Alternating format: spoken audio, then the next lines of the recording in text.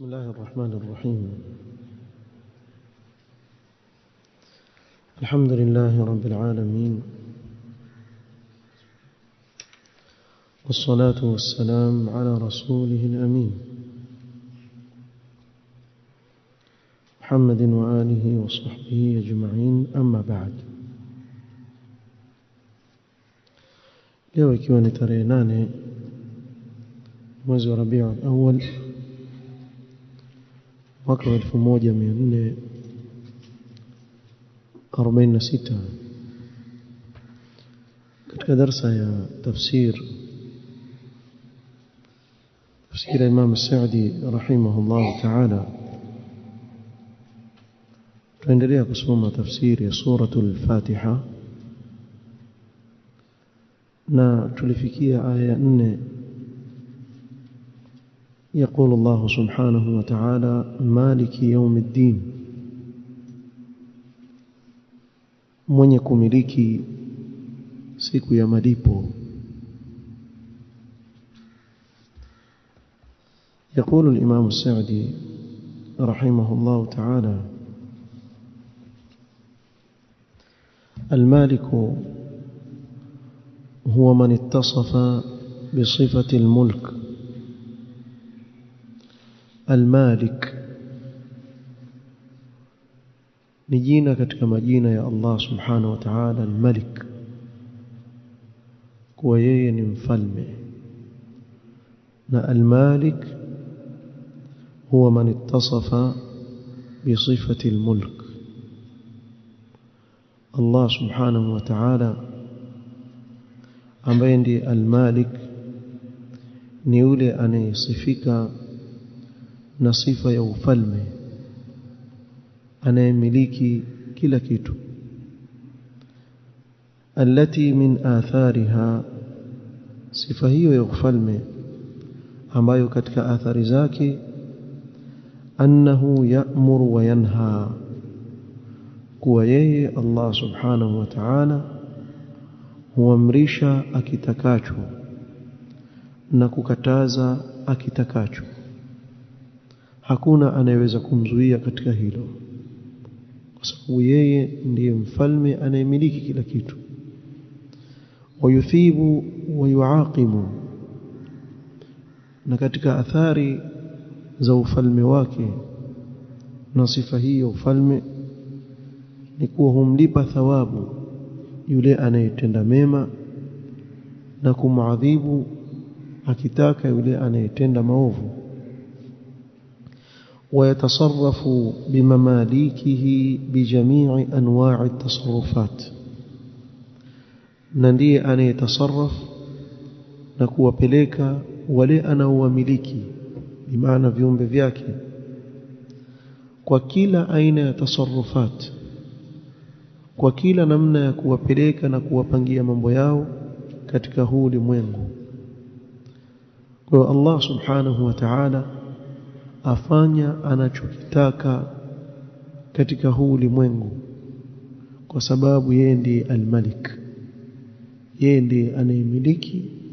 Na katika athari ya ufalme wake ni kuwa afanya anachokitaka, la muaqiba li amri wala muaqiba li hukmihi. Hakuna anayeweza kurudisha amri yake wala kuzuia chochote anachotaka kukifanya katika ufalme wake. La yusalu amma yaf'alu hum yusalun, haulizwi Allah subhanahu wa ta'ala anachokifanya, kwa sababu kila anachokifanya akifanya kwa hikma, na wao ndio watakaoulizwa. Wa adhafa al-mulka li yawm ad-din, na hapa tuone lakini Allah subhanahu wa ta'ala sema maliki yawm ad-din. Kwa hivyo Allah subhanahu wa ta'ala akaweka ule ufalme kuwa mwenye kumiliki siku ya malipo. Haimaanishi kuwa leo hamiliki, bali amiliki kuanzia mwanzo mpaka mwisho. Allah subhanahu wa ta'ala amiliki. Lakini kwa nini akasema maliki yaumiddin? Akanasibisha ule ufalme na siku ya malipo, wa huwa yaumul qiyama, nao ni siku ya kiyama. يوم يدان الناس فيه بأعمالهم خيرها وشرها siku ambayo watu watalipwa kwa matendo yao ya khairi na ya shari asema lianna fi dhalika alyawm yadhharu lilkhalqi tamam adh-dhuhuri kamal mulkihi wa 'adluhu wa hikmatuhu siku hiyo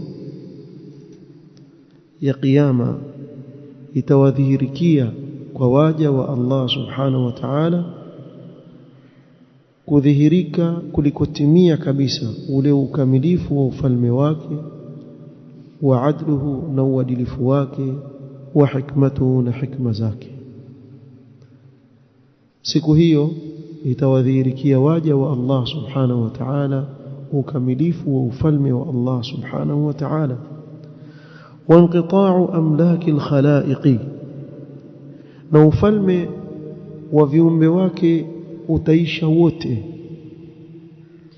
حتى إنه يستوي في ذلك اليوم الملوك والرعايا والعبيد والأحرار kiasi cha kuwa siku ya kiyama hakutakuwa na mmoja ni mfalme wengine raia la bali watu wote watakuwa sawa siku hiyo wafalme na raia watumwa na wangwana wote watakuwa sawa siku ya kiyama hakuna tofauti baina yao kulluhum mud'inuna li'azamatihi wote wamenyenyekea chini ya utukufu wake Allah subhanahu wa ta'ala khadi'ina au khadi'una li'izzatihi wote wamenyenyekea juu ya nguvu zake na utukufu wake Allah subhanahu wa ta'ala muntadhiruna limujazatihi wasubiri Allah subhanahu wa ta'ala awalipe rajuna thawabahu khaifuna min iqabihi watarajia malipo yake wale wema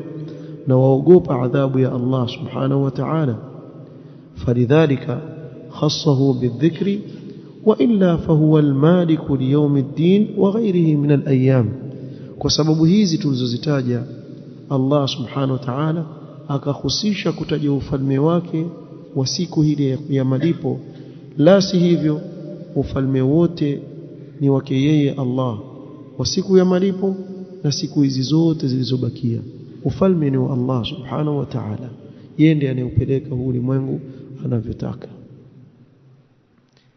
ama siku ya kiyama itadhihirika kiukamilifu zaidi ufalme wa Allah subhanahu wa ta'ala wa'anatil wujuhu lilhayy alqayyum siku hiyo ambayo watu wote wakiwemo viongozi na raia wale waliokuwa waungwana hapa na wale ambao ni watumwa vile atakavyokuwa wote watakwenda siku hiyo mbele ya Allah subhanahu wa ta'ala wakiwa sawa hakuna tofauti baina yao na kila mmoja atalipwa na ndio yule mkosefu atasema ma aghna anni maliya halaka anni sultaniya sababu siku hiyo mali yako ambayo ulikuwa nayo hapa duniani haitakufaa chochote mbele ya Allah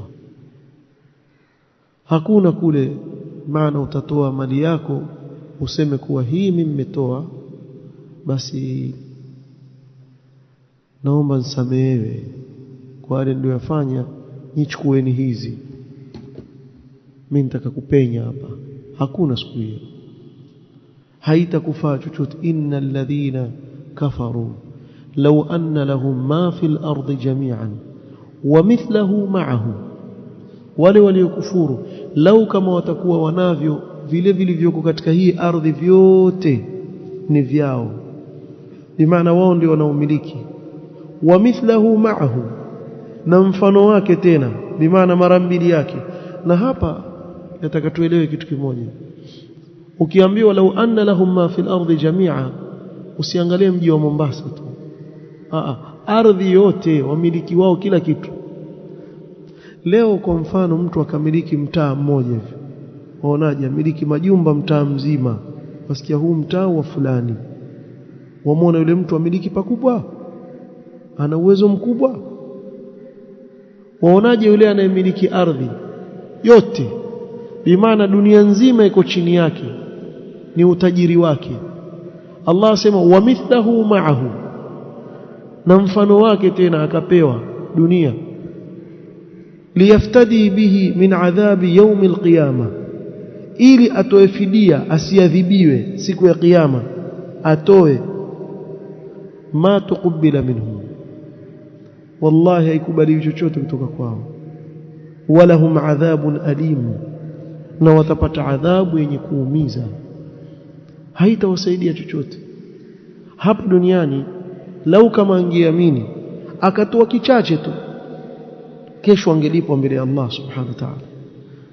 Lakini hapa duniani alikuwa amiliki, akamkufuru Allah subhanahu wa ta'ala na kufanya kibri kutomwabudu Allah subhanahu wa ta'ala, kesho atatamani lau kama aweza kutoa kile kitakachomfidia yeye kutokana na adhabu ya Allah, lakini itakuwa ni majuto. Ma aghna anni maliya, mali yangu haikunifaa chochote. Halaka anni sultaniya, na ufalme wangu na utukufu uliokuwa nao hapa duniani wote wapotea siku hiyo, wote wapotea siku hiyo. Ni siku ambayo mfalme ni mmoja peke yake, ambaye ni Allah subhanahu wa ta'ala. Yeye ndiye atakayehukumu waja wake. Wa qawluhu iyyaka na'budu wa iyyaka nasta'in, insha Allah subhanahu wa ta'ala akasema katika aya inayofuata, akiwa atufundisha sisi kuisema kauli hii, iyyaka na'budu, wewe peke yako ndiye tunayekuabudu, wa iyyaka nasta'in, na wewe peke yako ndiye tunayekuomba msaada. Wewe peke yako, pasi na yote mwingine. iyyaka na'budu wa iyyaka nasta'in, ay nakhussuka wahdaka bil ibadati wal isti'ana. Al-Imam Sa'di yasema maana yake tukuhusishia wewe Allah peke yako ibada na kutaka msaada, bimaana ibada zote tuzipeleka kwako wewe peke yako, na tutaka msaada kutoka kwako peke yako pasi na yote mwingine. لأن تقديم المعمول يفيد الحصر. أصل ilikuwa siku zote tufahamu sisi katika ilmu ya nahwu kusoma mwanzo yaja fa'il kisha ndio yaja nini, maf'ul. Hivyo wasemaje mfano sentensi? Hebu tuamshe kidogo, toa sentensi iliyo na fa'il na maf'ul. Mas'ud, utatupa sentensi moja? Naam, sentensi tu kuna fa'il na maf'ul yoyote tu ya Kiarabu. Mshtuka bana, ni zile zile za kawaida. La la la la, hamna kitu hapo. Tidakhala almuallimu fi alfasl, nataka iwe na fa'il na maf'ul. Hamna kitu hapa. Naam, amelala wewe. تفضل. وشينو كسمه ضرب زيد عمرا ما ضرب زيد عمرا. أحسنت. ضرب فعل ماضي مبني على الفتح، سيو. زيد فاعل مرفوع، عمرا مفعول به منصوب. hivi ndio sentensi ya Kiarabu inavyotamkwa. Hausemi ضرب عمرا زيد، mwanzo waanza na fa'il kisha ndio maf'ul, si ndio? Imezoeleka hivyo. Lakini kuna wakati mwingine yatangulizwa maf'ul kisha fa'il yaja mbele. Kama hapa sasa, anayeabudiwa nani? Ni Allah, sio? Anayeabudiwa ni Allah subhanahu wa ta'ala. Kwa usawa ilikuwa aslan ni nini? Na'budu iyyaka, na'budu iyyaka. Kwa hivyo fi'l na fa'il yatangulizwa kisha iyyaka yaja maf'ul mbele yake. Lakini hapa tuone imekwenda kinyume, imekuwa iyyaka na'budu wa iyyaka nasta'in. Ndio maana ya maneno lianna taqdim al-ma'mul yufidu al-hasr, ili tupate faida hapa kuwa hili jambo haifai kumpelekea yoyote isipokuwa Allah subhanahu wa ta'ala. Na ndio maana katika tarjama za Kiswahili ukiangalia ukisoma sema wewe peke yako ndiye tunayekuabudu, na wewe peke yako ndiye tunayekutaka msaada, bimaana ni wewe, hakuna mwingine yote. Qala wa huwa, maana yake الحصر، معنى الحصر وهو إثبات الحكم للمذكور ونفيه عما عداه. هي ndio maana hasr. Maana الحصر ni kuthibitisha hukumu kwa yule aliyetajwa na kuikanusha kwa yoyote asiyekuwa yeye. Kuthibitisha hukumu kwa yule aliyetajwa na kuikanusha hukumu ile kwa yoyote asiyekuwa yeye. Kwa hivyo iyyaka na'budu, maana yake ibada hatumpelekei yoyote isipokuwa nani? Allah subhanahu wa ta'ala peke yake. Yoyote mwingine la, ni yeye peke yake. Wa iyyaka nasta'in, na yeye peke yake ndiye tunayemtaka msaada, basi na yoyote mwingine. Fakaannahu yaqulu, ni kana kwamba yuwasema hapa, na'buduka wala na'budu ghayraka wa nasta'inu bika wala nasta'inu bighayrika. Tukuabudu wewe, hatumwabudu yoyote mwingine asiyekuwa wewe. Tunataka msaada kutoka kwako wewe, hatuutaki kwa yoyote asiyekuwa wewe. Maana tutaki msaada kwa asiyekuwa Allah. Wa taqdimu al-ibadati ala al-isti'ana, kwa nini hapa sema iyyaka na'budu, wewe peke yako ndiye tunayekuabudu, wa iyyaka nasta'in, na wewe peke yako ndiye tunayekutaka msaada. Bila shaka kumtaka msaada Allah ni katika ibada, al-isti'ana ni katika ibada. Sheikh hapa asema kule kutanguliza ibada kisha baadaye kutaka msaada, min babi taqdim al-'am 'ala al-khas, kwa sababu ibada ni 'am, yaingia ndani yake ibada nyingi, kisha ikatajwa ibada mahsusi ambayo ni nini? Ibadatul isti'ana, kutaka msaada kwa Allah.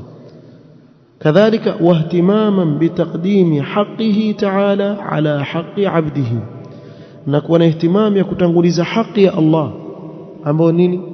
Ni ibada, juu ya haki ya mja ambao ni ule msaada anaotaka kwa Allah subhanahu wa ta'ala, haki ambayo Allah subhanahu wa ta'ala kwa fadhila zake amempa mja wake. Wal ibadatu, tuje katika ibada. Ibada nini? قال اسم جامع لما يحبه الله ويرضاه من الأعمال والأقوال الظاهرة والباطنة. ما هي تعريف أميتاج شيخ الإسلام ابن تيمية رحمه الله تعالى katika kitabu chake al-Ubudiyya. Hii taarif ya ibada, na hii ni kwa kuzingatia ile ibada inayofanywa. Ukizingatia ibada inayofanywa, hii ndiyo taarifu yake, kuwa ni ismun jami'un. Ibada ni jina, al-ibada hili ni ismu, ni jina jami'un ambalo limekusanya ndani yake lima yuhibbuhu Allah wa yarda, kila anachokipenda Allah na kukiridhia. Na kila anachokipenda Allah na kukiridhia hatuwezi sisi kujua isipokuwa kwa kupitia kwa nani? Kwa kupitia kwa mafunzo ya mitume wa Allah alayhimus salatu wassalam. Lazima upitie katika mafunzo ya mtume wa Allah alayhi salatu wassalam. Bila ya kupitia kwa mtume sallallahu alayhi wasallam huwezi kujua kuwa hili jambo lamridhisha Allah na alipenda Allah subhanahu wa ta'ala.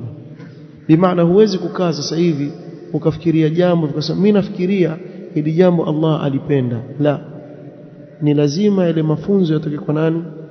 Kwa mitume wa Allah alayhimus salatu wassalam.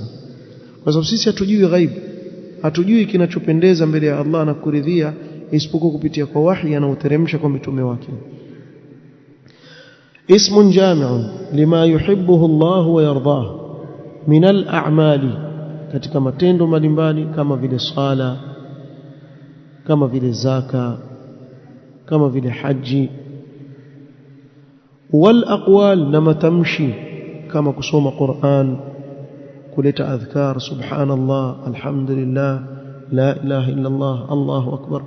Adh-dhahira, vilivyo wazi vinavyoonekana kama vile swala, umuona mtu yusali, hija mtu yuenda kufanya haji.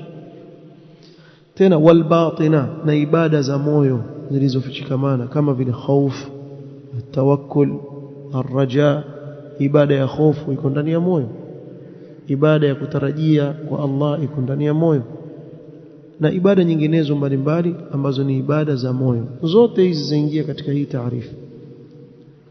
Kwa hivyo ibada, ukiulizwa ibada ni kitu gani, ibada ni ismun jami'un lima yuhibbuhu Allah wa yardahu min al-a'mali wal aqwali adh-dhahira wal batina. Kwa hivyo hapa yaingia ndani yake kila kitu. Ibada ni jina linalokusanya ndani yake kila anachokipenda Allah na kukiridhia katika matendo na matamshi yaliyo dhahir na yaliyofichika.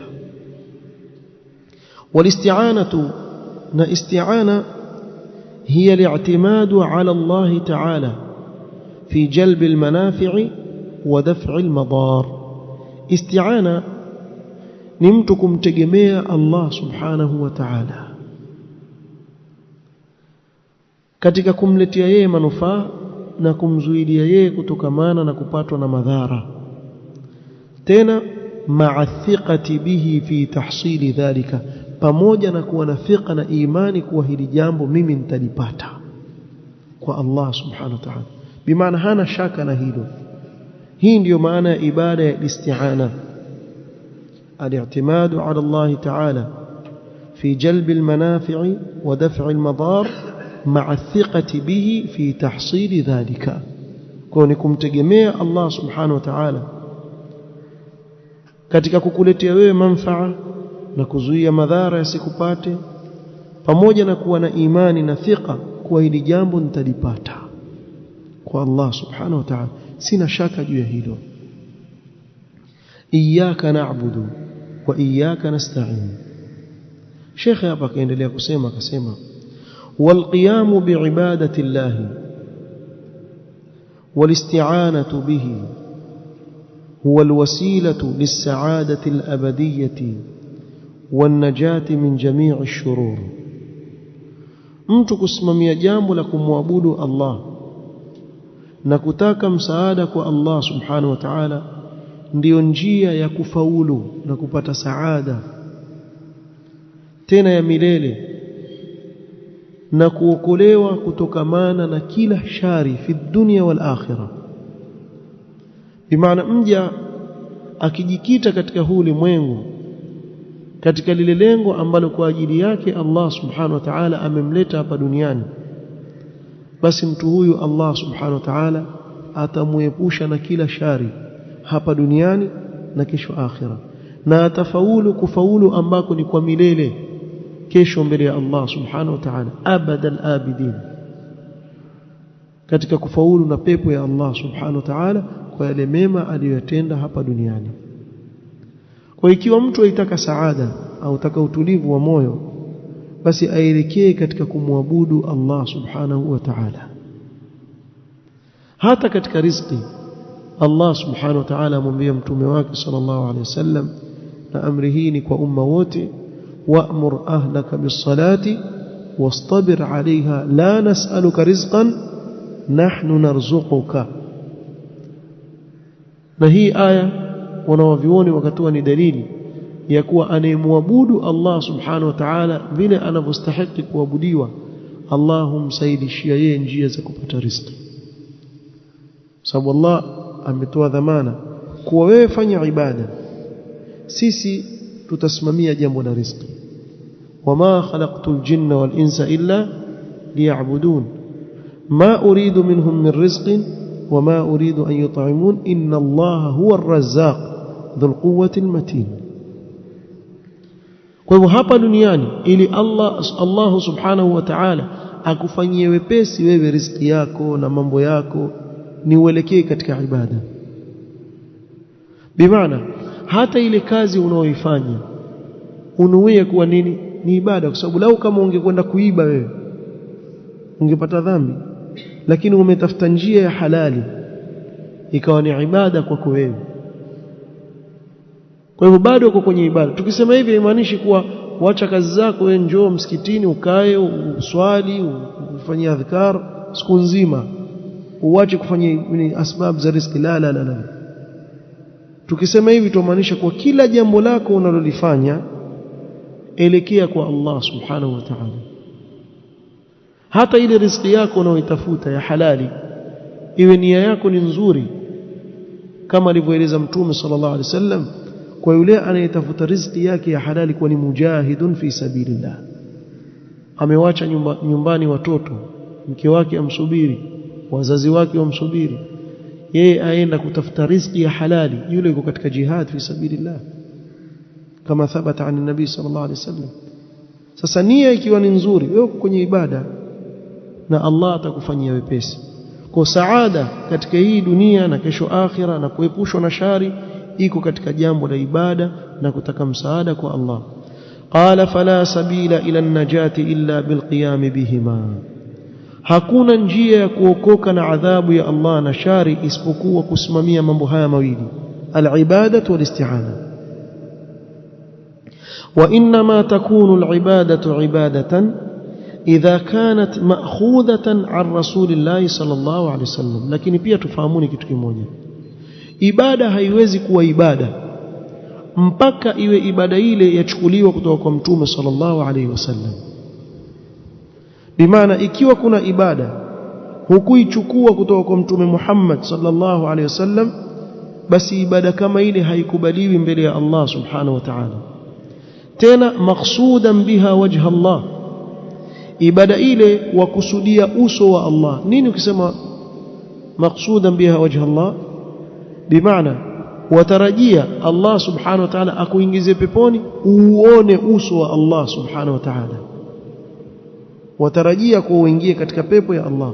Kwa hiyo wafanya kwa ajili ya Allah ili kesho Allah akulipe, uende ukakutane na Allah subhanahu wa ta'ala akiwa yuko radhi na wewe, waifanya kwa ikhlas kabisa. Kwa haya masharti mawili, fabihadhaini al-amrayni takunu ibadatan, kwa haya mambo mawili ndio itakuwa ni ibada. Ama chini ya mambo haya mawili moja likikosekana, basi ile ibada haikubaliwi. Kwa mfano, mtu akawa na ikhlas katika lile jambo analolifanya, alifanya kwa ajili ya Allah, lakini ni jambo la uzushi, lile limekosa sharti katika masharti ya ibada, halitakubaliwa mbele ya Allah subhanahu wa ta'ala. Kama vile kwa mfano mtu akawa katika ile ibada amfuata Mtume sallallahu alaihi wasallam, bimaana afuata mafunzo ya Mtume sallallahu alaihi wasallam, lakini hana ikhlas, bimaana haifanyi ile ibada kwa ajili ya Allah, ibada kama ile haikubaliwi mbele ya Allah subhanahu wa ta'ala.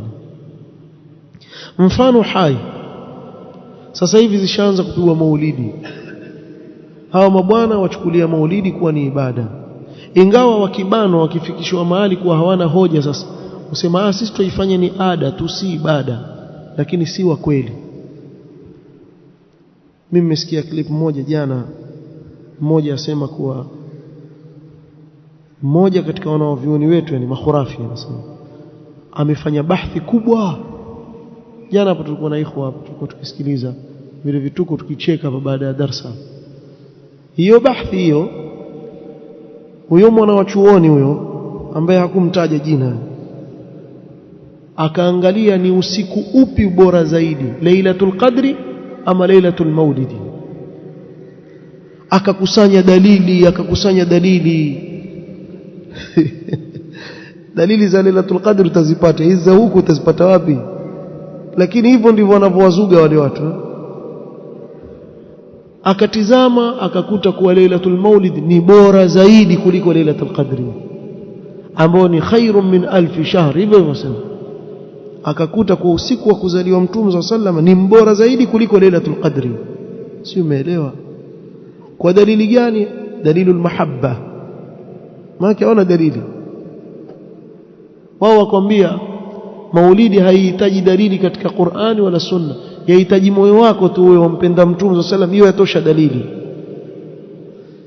Yani maana yake wacha kitabu cha Allah, wacha sunna ya Mtume Muhammad sallallahu alaihi wasallam, fuata matamanio ya nafsi yako. Nafsi yako inavyotaka wewe fuata. Sasa msiwaone hawa mabwana wako hivi wapiga tu vitwari, waichukulia ile siku ni bora zaidi kuliko hata Lailatul Qadri, ambayo imeshuka sura nzima kueleza fadhila yake, na hadithi chungu mzima zimethibiti kutoka kwa Mtume sallallahu alaihi wasallam. Hivi Mtume sallallahu alaihi wasallam kumbe hakufikisha kutuambia sisi kuwa usiku nilozaliwa mimi ni mbora kuliko Lailatul Qadri. Kuna usiku ambao uko nje ya Ramadhani ni mbora zaidi kuliko ule usiku wa Lailatul Qadr, lakini hakutuambia wala hakuwaambia masahaba wake wakawa kama vile wanavyofanya bidii katika kutafuta usiku wa Lailatul Qadr. Na Mtume sallallahu alaihi wasallam akahimiza watu kufanya bidii katika kutafuta usiku wa Lailatul Qadr kwa ibada. Na hawa mabwana wakiuzungumza usiku wa Lailatul Qadr wauzungumza kwa uzuka wa mwisho. Ona Lailatul Qadr waona nuru hivi, waona mwangaza ya zumbukuka, kichwa hiki mukhma fi shay, huku uji kichwa mchunga azungumza Lailatul Qadr, lakini huko azungumza Lailatul Maulid akwambia ni bora kuliko Lailatul Qadr, kitu ambacho hakukisema mtume yeyote, hata mbora wa viumbe Mtume Muhammad sallallahu alaihi wasallam, wakakiboresha ni bora kuliko Lailatul Qadri. Kwa mtu akikwambia kuwa sisi hatuichukulii ni ibada, kadhab. Nyinyi si kuwa mwaichukulia ni ibada, bali mwawakufurisha wanaopinga hili jambo. Mwasema hawampendi Mtume Muhammad sallallahu alaihi wasallam, ya kadhaba fajara. Mwanyoshia vidole wanaopinga hii bid'a kuwa hawa hawampendi Mtume sallallahu alaihi wasallam. Asiyempenda Mtume sallallahu alaihi wasallam atakuwa nani? Ni Muislamu tena? Sasa makafiri. Sijasema makafiri. Wewe wasema hawampendi Mtume Muhammad sallallahu alaihi wasallam. Ukiulizwa sasa makafiri wale, sijasema mimi makafiri. Nani basi? Mtu asiyempenda Mtume Muhammad sallallahu alaihi wasallam atakuwa hukumu yake nani? Kafir. Namna ili jambo walivyolinyanyua sana na kulitukuza kweli kupita mipaka, ghulu. Sasa hii akwambie ni ibada. Haya, ibada mmeitoa wapi hiyo?